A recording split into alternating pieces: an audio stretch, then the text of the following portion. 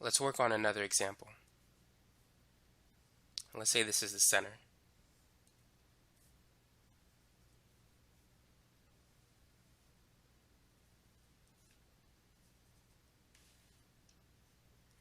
And let's call this point A, B, C, and D. And so you're given that E is the center of the circle, and that's all you're given. Just E is the center of the circle. And you want to prove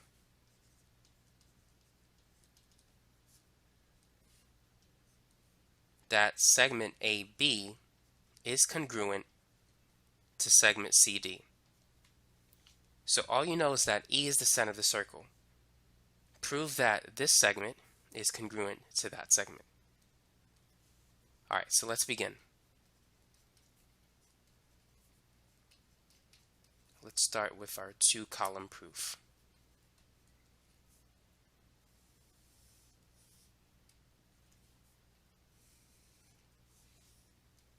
So number one, point E is the center of the circle, and so that's given to us. Now, what conclusions can we come up with, knowing that E is the center of the circle? Now, you need to know that the distance between the center and any point on the circle is the radius of the circle. And the radius of the circle is the same anywhere on the circle. So that means that AE is the radius of the circle, EB is the radius as well, ED and CB are all radii of the circle, which means they're all congruent to each other. But because we wanted to prove that the two triangles are congruent, let's take this one step at a time. So for statement 2, we're going to say that AE is congruent to DE. So here's AE that's congruent to DE. Now we can also say that BE is congruent to CE because they represent the radius of the circle as well. But I'm going to use a different tick mark. So we can see that we have two sides of the two triangles that are already congruent. Our goal is to prove that this triangle is congruent to that triangle. If we can do so, then using CPCTC, we could say that this statement is a true statement. So what should we put in the second column for this statement? What's the reason? Well, the reason is simple. All radii of a circle are congruent. So that's the reason. Now let's move on to step 3. What else can we say? Whenever you have two lines or two segments that intersect each other, well, technically two lines, they will always produce vertical angles, and vertical angles are congruent. So what we could say is that angle AEB is congruent to which angle? So this is AEB. And we know that it's congruent to this angle. But how should we call it? Should we say it's angle DEC or CED? Think about it. Well, let's find out. So A matches to what letter? Does A match C, D, or E? So notice that A is opposite to the side with 2 marks. So therefore, D is opposite to that same side. But technically, it turns out that both answers could work, because since every side represents the radius, all 4 angles must be equal to each other. But if they were different, I would say that A and D would match up because they point to the same side with the same number of tick marks. But for this particular problem, everything's the same. These two sides are equal, so therefore these two angles are congruent. So you could say DEC or CED for this particular example.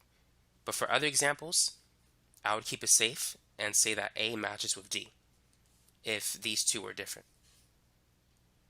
So this is going to be equal to angle DEC.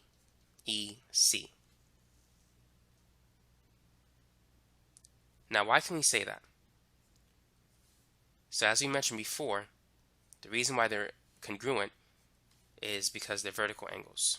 So the reason is vertical angles are congruent. Now, number 4.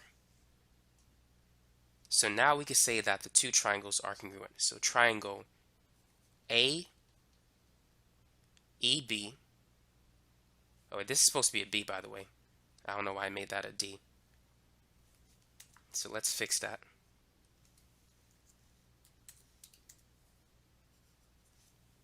So that's supposed to be angle AEB is congruent to DEC.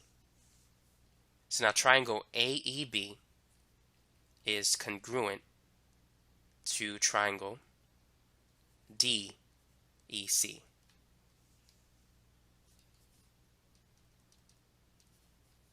I'm making too many mistakes here.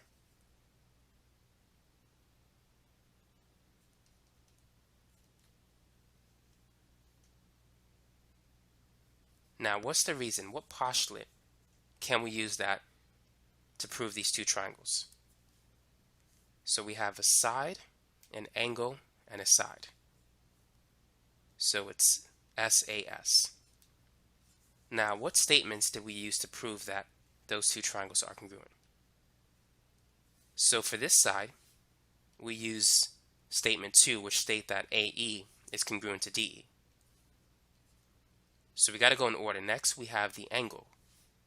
So we use statement 3 to prove that the vertical angles are congruent. And then this side is based on statement 2, where BE is congruent to CE.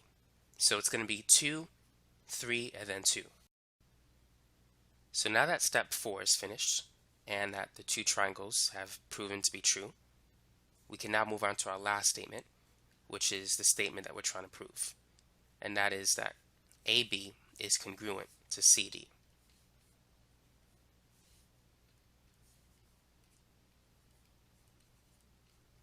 And the reason is CPCTC.